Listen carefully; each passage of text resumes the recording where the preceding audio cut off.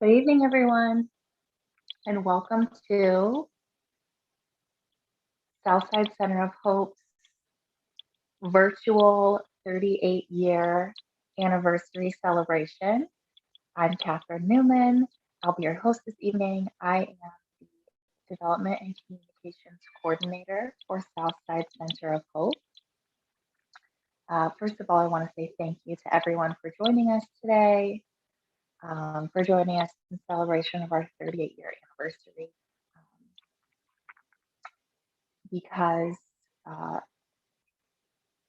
we're very excited. Over the last 38 years, thousands of women have transformed their lives at House of Hope, which some of you may remember was formerly known as St. Martin de Porres House of Hope. So we do have quite a history behind us and a very bright future in front of us. Before we get started today with our live guests, I just want to say again, thank you for joining us. Thank you for supporting us over the last 38 years. I do want to ask that anyone who's joining tonight um, or any other time, whether you're watching this live or whether you're watching this after it's aired, please leave us a comment. Let us know you're here. Also, please consider sharing this live stream with your network so we can reach even more people and let them know about the history and the future of Southside Center of Hope. So I want to start off by sharing just a little bit about the history of our agency. Um, House of Hope was founded in May of 1983, 38 years ago, by Sister Connie Driscoll and Sister Therese O'Sullivan. House of Hope originally got its start as a homeless shelter for women and their children. The two nuns, Sister Therese and Sister Connie, opened the shelter with just $15 was their first donation. Their first shelter had 19 beds, and Sister Connie and Sister Therese rehabbed an old abandoned drugstore building essentially themselves, which is quite remarkable. They knocked down walls.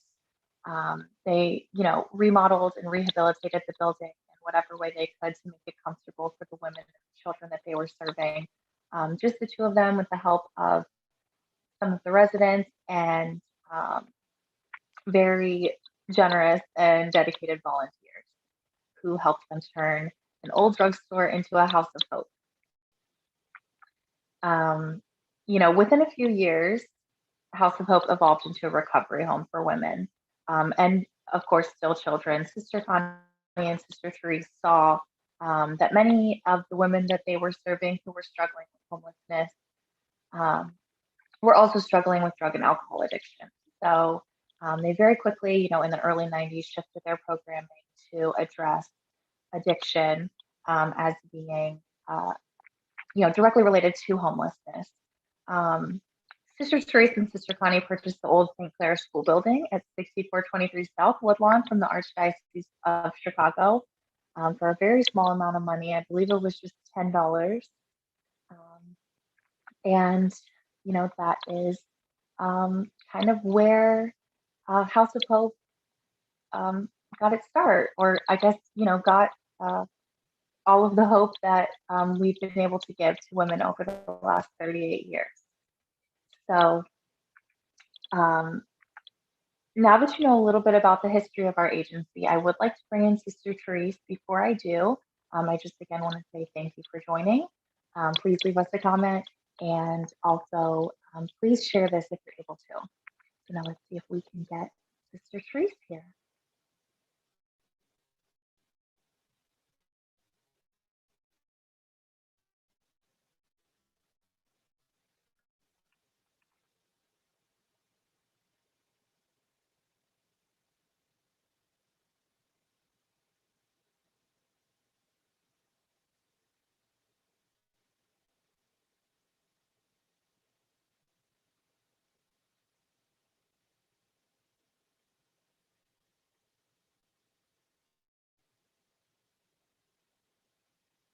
She's like she's connecting.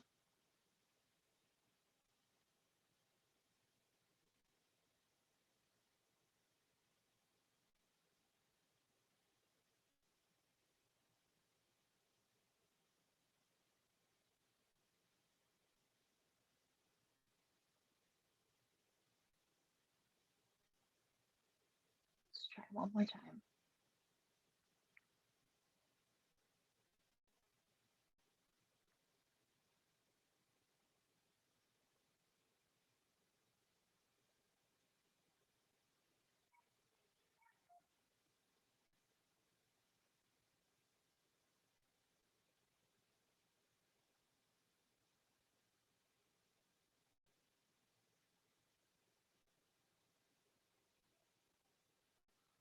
Sister Therese, can you hear us?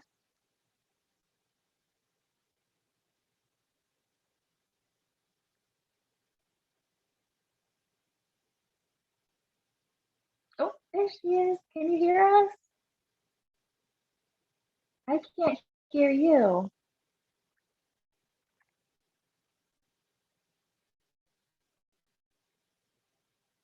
Let's see if we can fix this problem.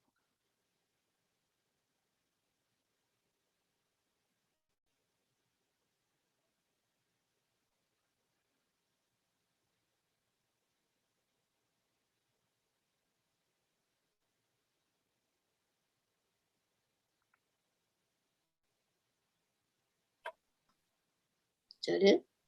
Should be. Yay, we can hear you Hi, now. how are you? I'm good. Thank you so much for joining us today. It's so good to see you. Likewise. So I was just sharing with our audience a little bit about the history of House of Hope. But you know, I wasn't there and you were. So I would love to hear from you so that our supporters can know, um, you know, what was it that inspired you and Sister Connie to open St. Martin de Porres House of Hope, which is now Southside Center of Hope? Well, first of all, there was a tremendous need, and that was what we felt very strongly. As you know, I was in the ministry of teaching for about 24, 25 years, and I loved my teaching. But when I got involved in the ministry of helping women and children, especially women that were homeless or women in recovery, that was probably one of the best times in my life that I felt I could really make a difference. And so that's what brought me to work in this ministry. Mm-hmm. And so, you know, over the years, we're celebrating our 38-year anniversary right now. I think, you know, we've got a great understanding of where House of Hope started. Um, but I would be interested to hear from you, you know, why do you think that this work is still important today? What have you seen, you know, in your time um, helping women in recovery that lets you know that this mission needs to carry forward? Well, you know, we'll always have the drugs with us, and the women and the children both need help, even though the children are not in any way involved in that, but they are feeling the effects of their mother's problem with drugs. And I just think that I don't know if it will ever go away, you know. And even back in my teaching, I knew I could almost tell you the appearance of the children that were on drugs. It just stood out, you know, and how the children would come to school, how they would react, how things would go. And so this has been going on for a long time. And we make a difference. You know, this will be the fourth time now that, no, the third time that we have had a new residence for the women. And each time we are improving that. And the fourth time will be the top. So we just need to do what we can do. And I still, I still stay in touch with a lot of the women, and believe it or not, it's through Facebook. I never thought I'd be a Facebook person, but I found out that I could, stay close to family members and with the women. And it's been really a great thing for me to, to kind of keep holding on, because I can't let go yet. It's a terrible thing. Yeah. But this year was a sad year, because several of our women from the past and their families have been involved with the virus. Some passed away, and they passed away from helping others. So I was just happy, to be in touch and to see the growth in so many of them. And it's not like they're detached. We have a closeness. And I know that this work will go on for many years to come. And as long as you have a person like Yasha, who's very dedicated to doing what she can to help the women, she definitely doesn't baby them in any way, but she is very understanding of their problem and assist them, where she can. So it's just something that in my life I don't think will ever pass. Um, Even as I get older, I still have that great admiration for the women that have made it. Some have fallen, and then they get picked up faster. The other women help them. They're still doing that. And so you mentioned that you keep in touch with quite a few of our past residents, and I understand. I don't think there's ever been a name of a former resident that I've mentioned to you that you don't remember, which I think is really remarkable after 38 years.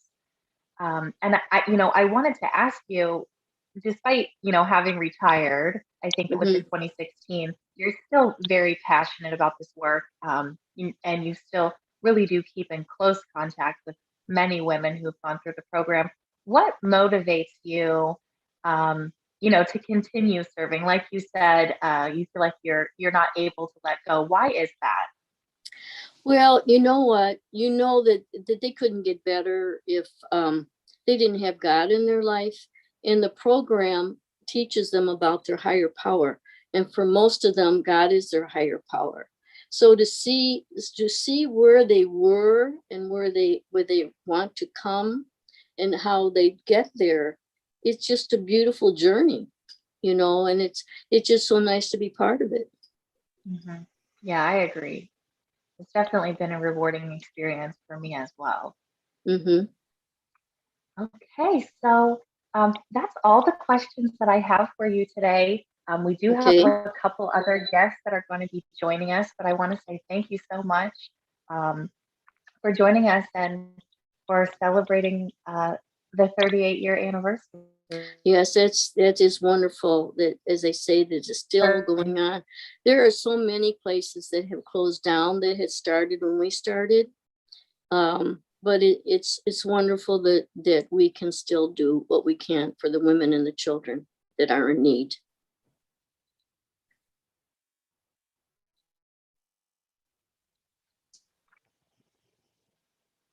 All right, perfect. Well, I'm going to let you go so you can view the rest of the program, but thank you again, Sister Therese. All right. Thank you. Talk to you soon.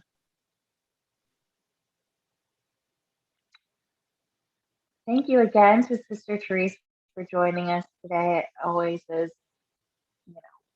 at least for me, quite inspiring to hear from her and to be able to hear about her passion. Our work would not be possible without her vision, both her and Sister Connie's vision of helping women in recovery from addiction and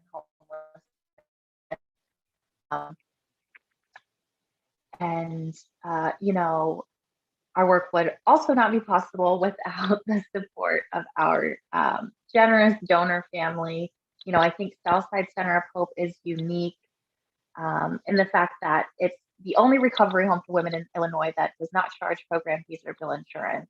And because of that, it means that we rely on our donor family to help ensure that our work is able to continue, whether it be through small gifts, large gifts, one-time gifts, monthly gifts. Every little, I know it's cliche, but every penny counts when you're operating off of, primarily individual donations.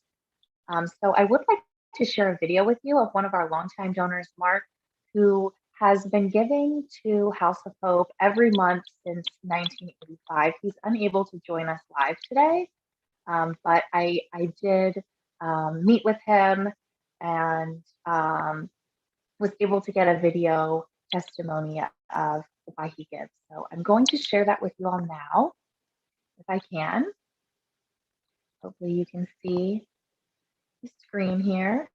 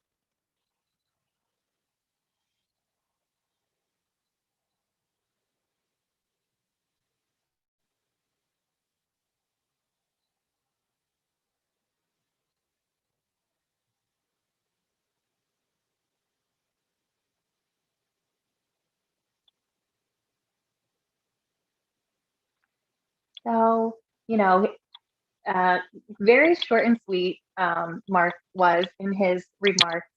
Um, but it's because of donors like Mark that we're able to um, continue to serve uh, women in Chicago. Um, so, you know, our donors um, help us to ensure that the women we serve have a safe place to sleep at night, 3 meals a day, access to the supportive services that we provide, that all, culminate together to empower them to transform their lives. Um, and, uh, the strength of our alumni, their ability to transform their lives, is a true testament to the power of recovery. Seeing, where women are at when they come in compared to where they are just 12 months later when they leave. And then, even more than that, a year later, 5 years later, 10 years later, um, it's inspiring. And I think it just really shows the importance of our work. So the next person that I would like to introduce you to is one of our alumni, Lynn, who just recently celebrated 25 years of clean time. So let's see if we can get her in here.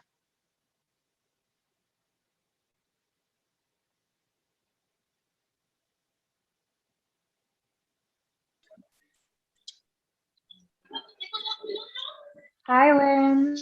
Hi, how are you? How are you? I'm good. Thank you so much for joining us today. No worries. So I was just, before I brought you in, I was telling our viewers that you just recently celebrated, I think it was 25 years of clean Correct, time. Is that 25 right? years. That's correct. Yes. So first of all, I want to say congratulations, because that's quite an Thank you. accomplishment. Yeah. So I just want to share a little bit with our viewers, about you and your experience at House of Hope. So why don't you just start by sharing with me, when were you living at House of Hope? And what was that like? So I was at House of Hope in March. I want to say I came April 20th, 1996.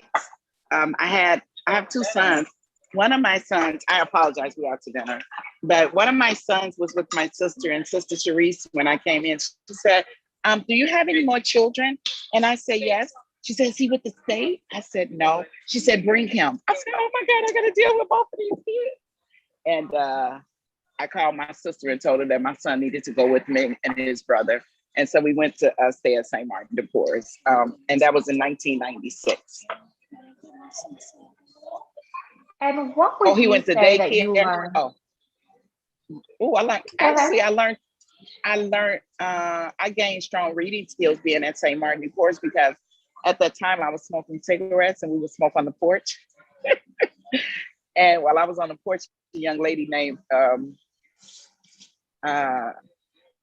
she passed away, Rogers. She was my son's daycare teacher. And Carolyn, she was my son's daycare teacher. And she helped me. She sat on the porch with me and read Just for Today every day. And it helped me become a stronger reader. So I learned that. I learned, boundaries, how to be a parent. I took some parenting classes. And I learned to give my kids snacks. Like, everybody know how to get snacks, but I literally learned everything. I learned to make my bed up when I got up every morning. I was taught that as a child, but I stopped doing it.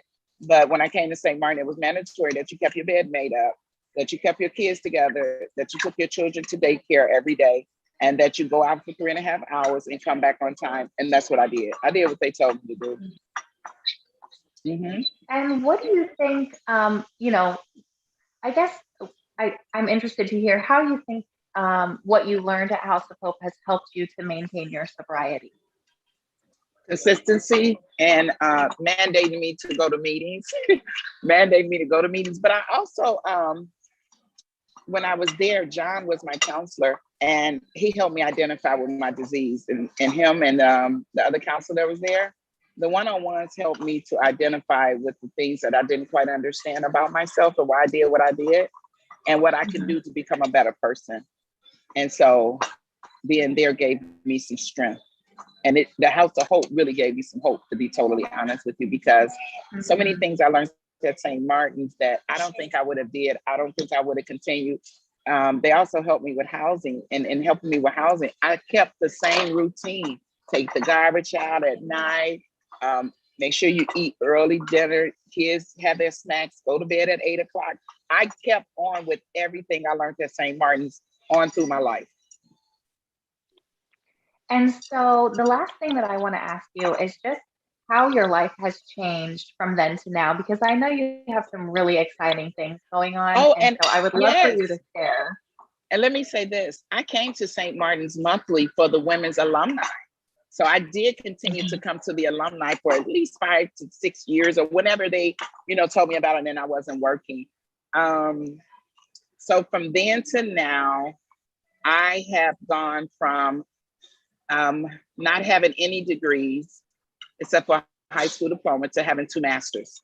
So I have an associate in substance abuse, and I have a BA in human services, and I have a master's in psychology, and then I have a master's in healthcare. So those things that I learned at St. Martin's gave me the ability to, reach the sky, to get anything that I wanted. And watching consistency, because Sister Teresa and them taught consistency. Like, she didn't change. Everything was like on time. You had to do it. If you didn't do it, then that means you didn't want to be there. And so as I continue to build my life with the consistency, I stayed at the apartment that they assisted me with for 18 years. Wow, yeah. And my children, I had help. The complex with some of the people who came from St. Martin. They babysitted my sons when I went to work. The school was right across the street. So had they not put me there, my kids wouldn't have been like a turnkey, I guess you call it, until I got married. But anyway, I would watch them go to school. So school was right across the street. Like, that was like so perfect. the meeting was a block and a half away. Like I couldn't drive when I left St. Martin's, but I learned to drive. So I learned to drive. I have a non-for-profit called Arnetta's Place that was named after my mom. So I got that, oh my God, I've had that for about 16, 17 years. So I just learned to continue to help people and give them hope. So that's what I do now. You know, I'm in Los Angeles, I feed the homeless. I go to organization and I give them Mother's Day baskets. And that was another thing that St. Martin did on Christmas. Oh my God. They would ask us the sizes our kids wore. I had never seen so many gifts. They would ask us the size our kids wore, and they would get so many things that I was never able to afford while in my addiction. So I look forward to that at the time. I look forward to my kids opening up all those gifts, you know, and now they don't even care about all that. And one of my sons is an artist and he works at a cemetery. And one of my sons is a minister and he's an assistant. He's a director over one of the programs at Urban Prep. So, and yes, and he's actually getting ready to get a condo. So both of the boys never been in jail or anything like that. They're doing really well. They don't drink, they don't smoke, none of that. So they're out cooking me actually. So yeah, they're doing, one of my sons getting ready to get him a condo and Rico's getting ready to live by himself. And I'm going to move to Texas at the end of the year. It'll be the first time I live by myself ever in life. So Wow. yeah. So there you go. Well, That's thank you life. so much, Lynn. I'm so glad you were able to join us today. I'm a little jealous. Yes, and don't be mad. And the other thing is that St. Martin's helped me to know that I wanted to work with people. So I started working as a counselor and substance abuse. And then my last job, I was a mental health evaluator. So it just gave me the hope that if the people that came in before me can do it, I can do it too. Yeah. I was glad all I had was 3.5 hours. That's all I needed. Wasn't outside for trouble. Mm-hmm. So I went to do what they told me to do. So are you jealous of the sun? I am a little We're jealous. actually at the pier. But I wanted to respond to your call. So do you have anything else? Thank you so much. No, that is the only questions I have for you. Thank you for sharing. Yes, my pleasure. You know, congratulations on your recovery time, on all of your accomplishments. Thank you. And I'm so grateful for St. Martin's. And I actually prayed when I was in a day shelter that they will open the door for me and my children. And when I called Sister Cherie, she said, we do have space. And I still remember that, you know, and I prayed hard, like, God, please let them have a spot. And sure enough, they had a spot for me and my children. That was a blessing. And Rico had his own baby bed. Yeah, so good talking with you. Okay, so well, enjoy your dinner. Yes, thank you so much. You have a good day and a good weekend. Bye-bye. Thank you. I'll talk to you soon.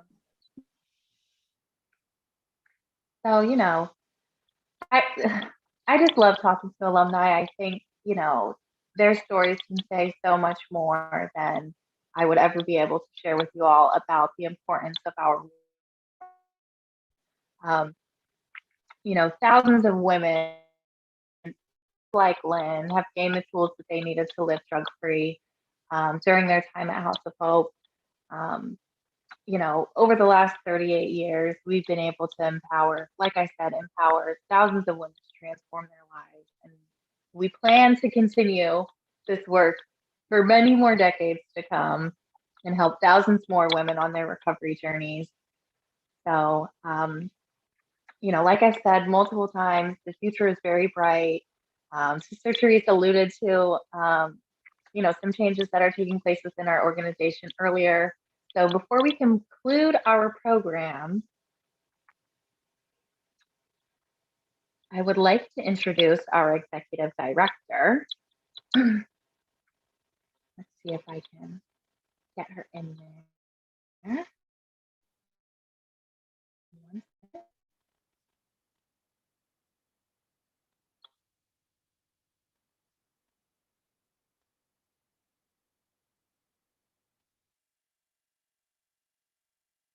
One second. She's coming in. So I would like to introduce you all to our executive director, Yasa Haga, and I will allow her to share with you how we plan on sustaining and expanding the impact of our agency over the next many years to come. Welcome, Yasa. Can you hear me? Hi, Katie, can you hear me?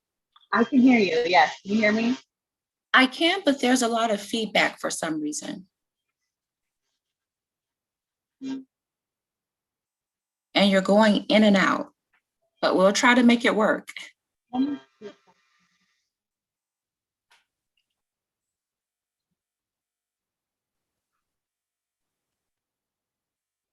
Does this sound better? It does not, but I can hear you. So let's just continue as best as we can. Okay.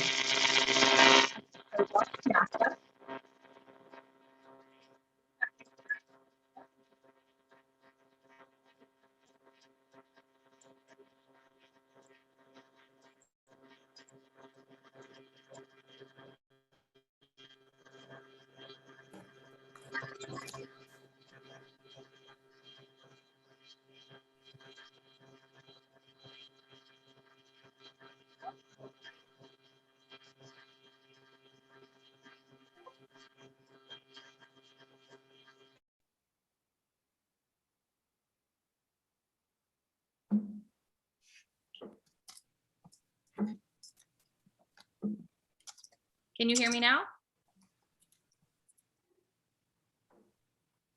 Okay. She's gonna try and log out and come back in.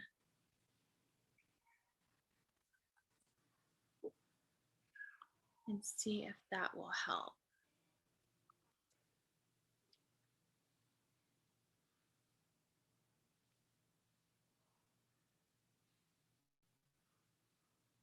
I apologize for the delay.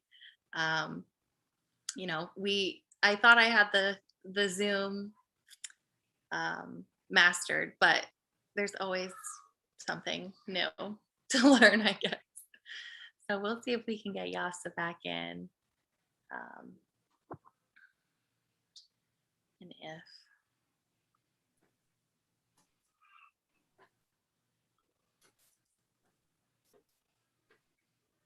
can you hear me now? Yes, I can. Okay, perfect. I was just saying, I thought I had Zoom mastered, but I guess I don't. So I'm looking forward to the day when we'll have in-person events again. Technology is always unpredictable. So as I was saying, you know, I'm excited to hear from you about your motivation and also the future of Southside Center of Hope. But let's just start with, you know, what motivates you to carry on the mission of Southside Center of Hope? We heard from Sister Therese and about her motivations, and you know, you've stepped into some pretty big shoes as she's retired. So I'm interested to hear, you know, what keeps you pushing forward.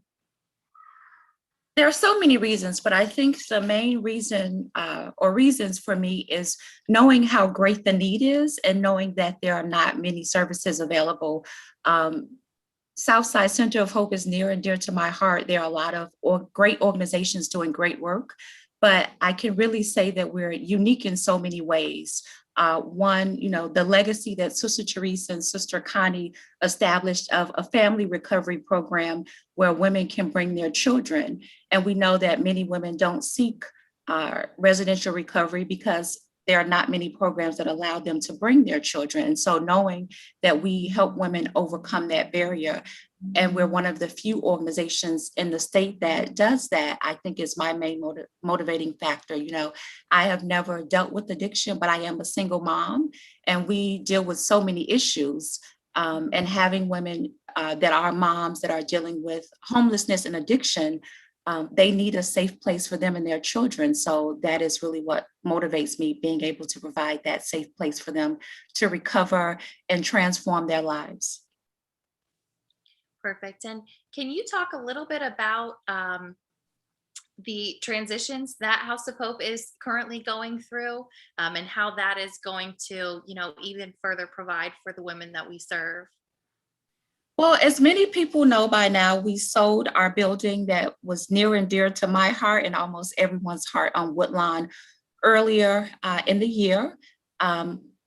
As many people may also know, you know, we had some facility issues that were ongoing for a very long time. COVID-19 presented some unique challenges for us as well as everyone else. One being that we had community living space dorms in the facility. And so I'm very excited about what lies ahead. We will be transitioning in a few weeks to a temporary space at 2425 West Jackson, which is owned by Interfaith Chicago. The facility does have private rooms for all of our residents. It is a much smaller facility, but it is only temporary. So, I'm excited. We've been in Woodlawn for 38 years, and now we'll be able to bring our resources to the West Side temporarily. Mm-hmm.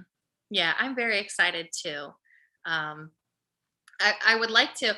I'm very excited for the new facility. I'm very excited, for the future of House of Hope, kind of very broadly and indefinitely.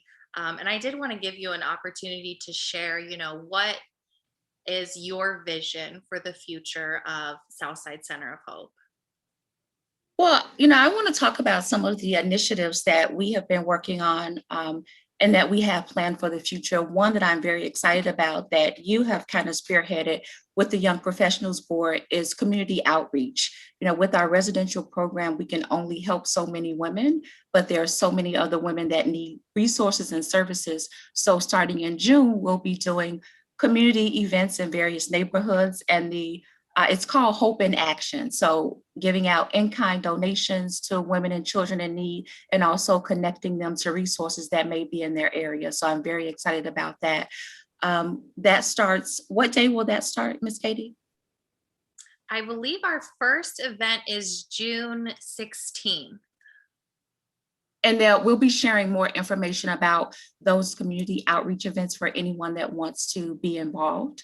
The next big initiative that we have is we recently partnered with Interfaith Housing Development Corporation. I'm very excited about this partnership. In the next few years, we will have a 45-unit permanent supportive housing facility for women and children. We know, many women leave our program and they still need to be connected to resources. So this will give us an opportunity to not only provide long-term shelter, but long-term resources to women and children who need those resources. Another initiative that is very near and dear to my heart is an aftercare program. Being able to stay connected to women that leave our temporary program after 8 to 12 months is very important. And we've really seen that throughout this COVID-19 pandemic as they have transitioned back into the community, really needing resources for recovery support, behavioral health support, as well as workforce development support. So I'm very excited about the aftercare program that we're working to develop as well. And we're also working on a workforce development program. So there is a lot going on. We have a very strong foundation, what our founders built, and we're just looking to continue that foundation and grow our programming and be able to help more women. I'm very excited about what we see happening, with people getting vaccinated and returning to somewhat normalcy.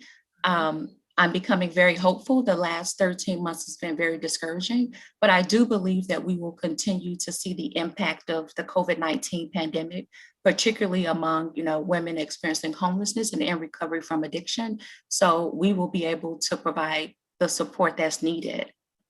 Mm-hmm. Perfect. Thank you so much for sharing that, Yasa. And thank you for all of your leadership. Like you said, the last year has been very difficult, but I think, everything that you've just shared with us, I'm just as excited as you are. And I think, we're making great strides and really expanding our impact. So thank you again for sharing with us today. Thank you. And it would be remiss of me not to say this. I am honored every day to be able to carry on the legacy of Sister Teresa, Sister Connie. I'm very grateful that Sister Teresa and the board of directors gave me this opportunity to continue what they started so many years ago. And very grateful to our supporters, our volunteers, and the staff that helped me and the board carry on their legacy. Mm-hmm. Perfect. So you are our final guest. When I let you go, I'll make my closing remarks, but I wanted to give you an opportunity. If there's anything you'd like to say in closing, you can feel free to do that now. I think a lot has been said already. I just want to again thank everyone for their support, and tell them to stay tuned because there's a lot more ahead for our organization. Absolutely. Okay, perfect. Well, thank you for joining us today. Thank you for putting on this event. Of course. Let's see if I can get you out of here. Okay. Okay, so thank you again to Yasa. I think, she is a very powerful leader, a very powerful role model. Um, and, as she described to all of you, we have a lot going on, a lot in the pipeline, and none of that would be possible without her um, pushing us forward. So I'm excited. I think this has been a wonderful program today. I want to say thank you again to everyone for joining us. Please leave a comment, like the video, share it, let me know where you're tuning in from, anything like that.